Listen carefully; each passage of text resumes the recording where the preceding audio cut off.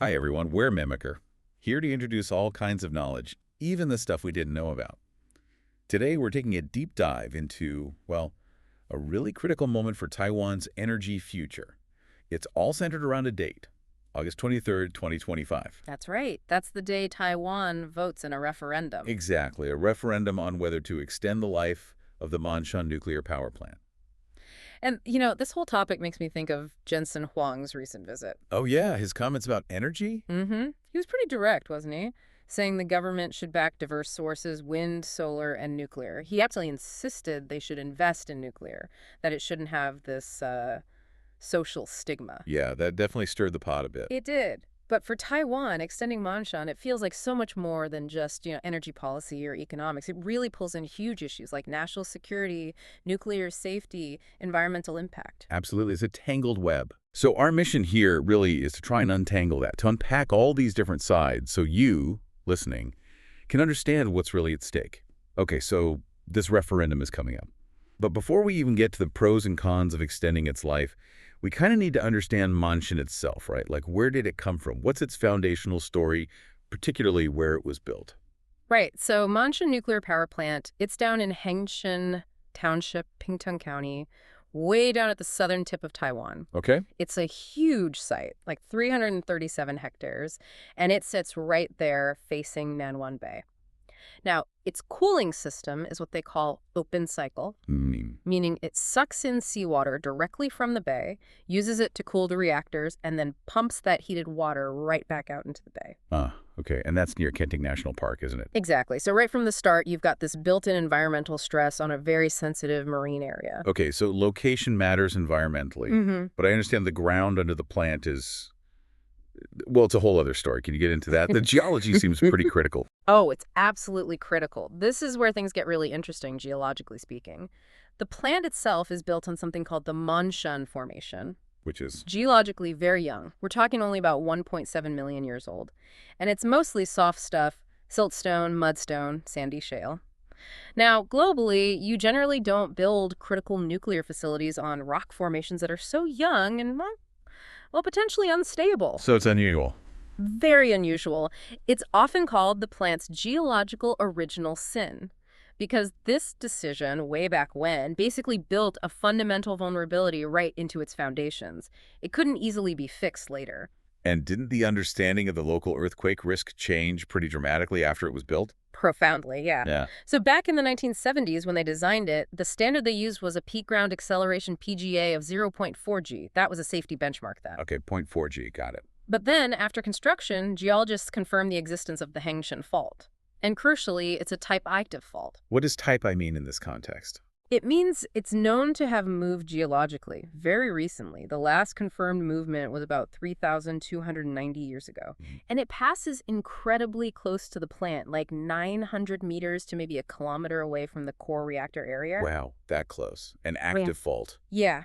Not ancient history. It means the ground right there is still active, capable of significant movement. And I heard there was a more recent, really detailed study, SSHE Level 3. That's right. Taipower commissioned this very rigorous assessment using the latest U.S. standards, the SSHAC Level 3 process. The results came out in 2022. And what did they find? They found that Maanshan could potentially face ground acceleration exceeding 1.3 G in a future earthquake. Wait, from 0.4 G design to a potential 1.3 G reality? Exactly. Over 3 times the original design basis. And 1.3 G isn't just strong, it's potentially catastrophic shaking, especially at certain frequencies that could really damage the plant's core structures. So this isn't something you could just, like, patch up, reinforce a few walls? No, not at all. It fundamentally challenges the original decision to build there. Key structures, like the containment building, the reactor vessel itself, they weren't designed for that level of force, and you can't just easily retrofit them to cope with something 3 times stronger. It's a basic mismatch. Right. It undermines the whole premise of the site's safety. Precisely. It's not just a technical issue to be solved. It questions the very suitability of the site. And, this isn't unique to Maanshan in Taiwan. Kuosheng MPP2 is also near an active fault, the Shanqiao fault. These historical siting choices have kind of locked in risk. Okay, so the ground is definitely shaky, literally. But what about its actual performance over the years? Has it been a reliable power source? I mean, the numbers sometimes look good, right? Well, yeah, that's the other side of the coin. Officially, Maanshan has had periods of very high performance. Like in 2022, it generated nearly 16 billion kilowatt hours. Unit 2 even hit a capacity factor over 100%, which is impressive. And it's baseload power, right? Consistent. Yes, a key baseload provider. When Unit 1 shut down recently because its initial license expired, Taiwan lost almost 3% of its total generation capacity, just like that. So it has been important. But there's always a but, isn't there? Okay. What about safety incidents? Unfortunately, yes. Despite the good generation numbers sometimes, its 40-year history is also marked by some really serious safety events. And these aren't just minor glitches. They point to issues with design, equipment aging, and sometimes human error. Like what? Any major examples? Oh, definitely. There was the 77 fire back in 1985. A big fire in the turbine building of Unit 1 caused a hydrogen explosion, shut the unit down for 14 months. 14 months, wow. Yeah. And there have been recurring problems like control rods not inserting properly in 89 and 90. And then in 1993, there was a radioactive water leak. About 25,000 gallons spilled into Nanwande. Okay, that doesn't sound great. Not at all. These aren't just isolated incidents. They show patterns. And then there was the big one, right? The 2001 station blackout. That sounds terrifying. It was. It's considered the most severe accident in Taiwan's nuclear history. Basically, salt spray from the sea damaged external power lines, causing a loss of off-site power. Okay, so backup generators kick in. Well, one of the two emergency diesel generators caught fire, and the other one failed to start initially. So they had a total loss of all AC power, external and internal, for over 2 hours. 2 hours with no power to the cooling systems. Exactly. It was classified as a Level 3A emergency. Under today's standards, that would be a general emergency, the highest level. Cooling was seriously compromised. A core meltdown was genuinely on the table. So what happened? How did they avoid disaster? It seems almost down to luck. A rarely used small backup generator eventually started and provided just enough power to prevent a complete catastrophe. It was incredibly close. Goodness. And wasn't there another incident in 2013? Yes, another loss of off-site power, this time for 84 days due to human error during switchyard maintenance. That significantly increased the calculated risk of core meltdown. It just highlights the ongoing vulnerabilities. Okay, so operational safety is a major concern. What about the direct environmental impact we touched on earlier, the thermal discharge into Nanwan Bay? Right, the cooling water. That warm water discharge has been continuous since the plant started. And we know it affected the coral. Oh, yes. Early studies back in 86, 88, 89 were pretty clear. They directly linked large-scale coral bleaching and death in Kenting National Park right next door to this thermal wastewater from the plant. The 89 report basically called it the true cause at that time. So the link was established early on. How is it viewed now with, global warming and everything else? It's become more complex. That early period shows a clear, direct, localized impact. But over time, what's happened is something called shifting baseline syndrome. Shifting baseline. Yeah. Basically, as global climate change has worsened and ocean warming has become the dominant driver of mass bleaching events worldwide, it gets harder to specifically pin blame on the plant's local discharge, even though it's still adding stress. Other local issues, like sewage runoff, also muddy the waters. So while the plant's impact continues, assigning specific liability becomes trickier against this bigger, changing global picture. I see. The context has changed, making accountability more diffuse. Exactly. Okay, so we have the shaky foundations, the operational scares, the environmental stress. Yeah. How does all this feed into the referendum debate? It sounds incredibly polarized. What are people arguing for and against extending Maanshan's life? It's definitely polarized, hitting on core beliefs about Taiwan's best path forward. Let's start with the F4R arguments. Okay. A big one is economics. The plant's construction costs are paid off, so the electricity it generates is super cheap, around NT $1.12 per kilowatt hour. That's way less than what Taipower sells electricity for, so it would really help their financial deficit. Right. Cheap power is always attractive. And stable power. That's the energy security argument. Nuclear provides 24/7 base load power, which supporters say is vital to balance out intermittent renewables like solar and wind, especially with demand soaring from AI and semiconductors. Makes sense. Anything else for the pro side? Climate is another. It's carbon-free power, so extending it helps meet net zero goals. Some also argue extension allows for safety upgrades. Then there's national security, reducing reliance on imported fuels, and social stability through lower electricity prices. Okay, a strong case on economics, stability, and climate. But the arguments against must be pretty compelling too. given the issues we've discussed. They are. Opponents see life extension as a massive gamble. Economically, they say the safety reviews and required upgrades will cost hundreds of billions of NT dollars, take 5–10 years, and the outcome isn't even certain. So potentially a huge cost for uncertain benefit. Exactly. On energy security, they argue Maanshan's contribution isn't that big anymore, and Taiwan already has plans for new gas plants and renewables to fill the gap. Plus, major companies like Apple and TSMC are demanding green energy, not nuclear. And the safety risks we talked about. That's probably the core of the against argument.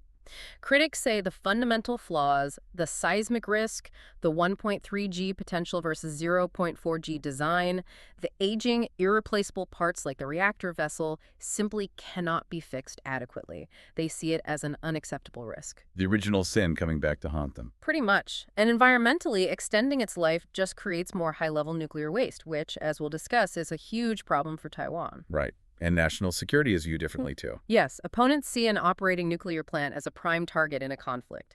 A successful attack or even just a grid collapse leading to a meltdown could be a Fukushima-level disaster paralyzing the country. And finally, there's the local aspect in Pingtung. Yeah, there's a lack of strong local consensus. Many residents feel they bear all the risk, and the referendum feels like the rest of Taiwan imposing a decision on them. It sounds like this isn't just about one power plant, then. Not at all. It's really become a proxy war for Taiwan's entire energy future. Proponents see it as a chance to bring nuclear back into the mainstream. Opponents see it as the crucial moment to commit fully to renewables and gas and shut the door on nuclear for good. You mentioned nuclear waste. That seems to be a constant underlying issue. How big of a problem is that specifically for Taiwan? It's arguably the single most difficult, maybe even impossible challenge for nuclear power in Taiwan. It's the sword of Damocles hanging over the whole discussion. Why specifically for Taiwan? Because of Taiwan's geology. As we discussed with the fault lines, Taiwan is an active orogenic belt, basically, a zone where tectonic plates are actively colliding and building mountains. This means the island's crust is constantly being uplifted, folded, faulted. Earthquakes are frequent and intense. Okay. So finding a stable place is hard. Extremely hard. International standards for deep geological repositories for high-level waste require stability for potentially hundreds of thousands, even 1 million years. Multiple official reports from Taiwan's control yuan, citing geological experts, have stated it's essentially impossible to find a suitable site on the island of Taiwan that meets these long-term stability criteria. Impossible. That's a strong word. It is. But it reflects the geological reality. The landmass itself is just too geologically active. So if I'm hearing this right, extending Maanshan means knowingly creating more high-level waste without any realistic plan for how to dispose of it permanently. That's the core ethical and practical dilemma, yes. It's a decision to keep generating a highly hazardous byproduct with no viable long-term solution in sight for the country. It really tests governance and intergenerational justice. Wow. Okay. So if nuclear is potentially being phased out and extending Maanshan is so contentious, what is Taiwan's official plan B? What are the alternatives? The government's long-term power development plan is pretty clear on the strategy. Phase out nuclear, cut back on coal, and massively ramp up renewables. Solar and wind are the big ones. And how do they plan to keep the lights on during that transition? Natural gas. Lots of it. It's positioned as the crucial bridging fuel. The goal for 2030 is an ambitious mix. 50% natural gas, 30% renewables, and 20% coal. 50% gas. That's a huge chunk. It is. It relies heavily on building new gas-fired power plants. Big projects at Sinta, Taichung, Dayton, plus new LNG receiving terminals to import all that gas, and significant investment in battery storage and upgrading the grid. But doesn't relying so heavily on imported gas, especially liquefied natural gas, LNG, create its own set of massive risks? You called it strategic risk substitution earlier. Absolutely. That's the perfect term for it. You're swapping the low probability, high consequence risk of a nuclear accident for a different beast entirely. The high probability, chronic risk of geopolitical energy vulnerability. How so? Well, Taiwan imports something like 97–98% of its energy. It has virtually no domestic fuel sources. If half your electricity suddenly depends on imported LNG. You're very exposed. Extremely. Your entire economy becomes dependent on vulnerable global supply chains, particularly shipping lanes like the Strait of Malacca and volatile international gas markets. And given the cross-strait tensions... The terminals and tankers become targets. Explicitly. LNG infrastructure is widely seen as a potential military target in conflict scenarios. A blockade or disruption could, theoretically, shut down half the country's power supply. It's trading nuclear risk for a profound geopolitical dependency risk. Okay, that's a sobering thought. What about the other part of the plan, the massive expansion of renewables? Is that going smoothly? Renewables are definitely crucial, but scaling them up in Taiwan faces real hurdles too. It's not a simple path. Such as? Land use is a big one. Taiwan is densely populated. Finding space for huge solar farms or onshore wind turbines inevitably leads to conflicts with agriculture, sensitive ecosystems, sometimes indigenous lands. We've seen controversies over cutting down forests for solar panels, or issues with so-called fishery solar symbiosis projects. Competing uses for limited space. And social acceptance. There have been issues with transparency, poor communication from developers, sometimes allegations of shady dealings. This has led to public distrust and local opposition to some projects. Offshore wind also competes directly with traditional fishing grounds, causing protests. So even the green path has significant bumps in the road. Definitely. It's necessary, but it requires careful planning and genuine community engagement to succeed. It's interesting because while Taiwan debates phasing out nuclear globally, there seems to be a bit of a nuclear comeback, right? Yes, definitely. The global picture is quite different. There are about 440 reactors operating now, roughly 70 under construction, and maybe 100 more planned, especially across Asia. So it's growing elsewhere. Yeah, the International Energy Agency actually predicts global nuclear generation will hit an all-time high in 2025.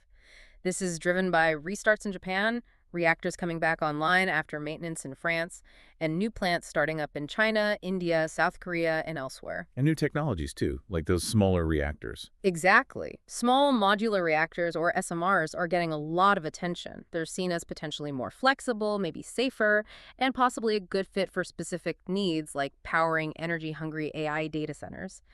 The International Atomic Energy Agency is even working on standardizing safety reviews for them. So globally, nuclear is far from dead. It's arguably entering a new phase. Okay, so putting this all together, the risks of Maanshan, the waste problem, the risks of the gas bridge, the challenges for renewables, the global trend. It's incredibly complex. What's the way forward for Taiwan? What would a resilient energy future actually look like? Well, the Maanshan situation really encapsulates the dilemma. There are no easy, risk-free options here. True resilience probably lies in acknowledging these trade-offs openly and building a more diversified, flexible system based on, frankly, honest risk assessment. So what concrete steps could be taken? Any specific recommendations? Based on everything we've discussed, 3 things seem critical. First, an immediate, fully transparent, internationally peer-reviewed safety and seismic review of Maanshan. By an independent body. Absolutely independent. Yeah. Using that latest SSHE Level 3 data we talked about, they need to assess if retrofitting is even feasible, how long it would take, what it would really cost, and make all findings public. Let science and engineering lead, not politics. Okay, get the facts straight on safety and cost. What's second? Decouple the nuclear waste issue from plant operations. Treat it as the national security challenge it is. Create a high-level, independent agency solely focused on solving the waste crisis. It needs to seriously reevaluate if a domestic repository is ever feasible, as the Control Yuan question, and explore all options, including international cooperation. The waste exists now, regardless of Maanshan's future. It needs its own dedicated, high-priority solution. Right. Tackle the waste problem head-on separately. And third, conduct a full-scale national risk assessment of that gas bridge strategy. Yeah. The Ministry of Economic Affairs and the National Security Council should team up and publish a report looking at the 50% imported LNG scenario. what should that report do? Simulate disruptions, price shocks, blockades, accidents, stress test the economy and society, and based on that, propose real mitigation strategies, much larger strategic gas reserves, diversifying import sources, maybe accelerating work on alternatives like green hydrogen. Understand the risks of the chosen path before you're fully committed. Those sound like sensible, albeit challenging steps. So, for you listening to this, why should you care about all these technical and policy details? What's the bottom line? It really comes down to your everyday life and Taiwan's future. These decisions directly impact the cost of your electricity, the stability of the power grid you rely on, the air quality, Taiwan's vulnerability in a very tense region, and crucially, the environmental legacy left for future generations. It's not abstract, it affects everyone. Absolutely. And ultimately, navigating this complex energy path with no perfect answers leaves us all with a really profound question to think about. For an island like Taiwan, so reliant on imported energy, facing both climate change and intense geopolitical pressure, what does true energy resilience actually look like? What trade-offs are acceptable? Thanks for tuning in to this deep dive. If you enjoyed our content, don't forget to like, subscribe, and turn on the notification bell.